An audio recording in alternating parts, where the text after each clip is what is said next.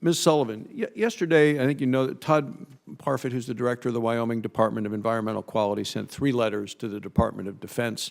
They concern known and suspected PFAS pollution at active and former military facilities in Wyoming. I think the map that was just shown by my colleague, Senator Carper, showed that the dot there in Wyoming in the Cheyenne area.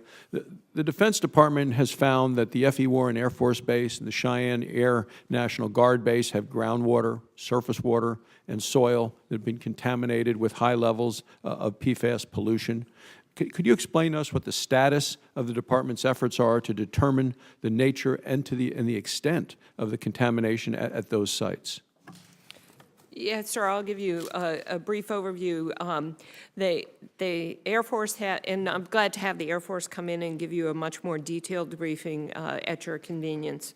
The Air Force has completed the initial site investigation, where they did find that there is the presence of PFAS and PFOA in the groundwater.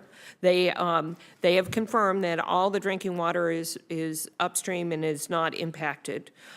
So they are moving into the next steps of the investigation process, which will start this year in cooperation with the states. The same for the National Guard, that they are moving forward with the next phase of investigation now. Great, because the state and I believe that contaminated groundwater at the National Guard base is likely to migrate off base. There are residential areas around, so I just wanted to know when we could expect the department to test the groundwater outside of the involved facilities as well. Absolutely, that is part of the entire investigation process, sir.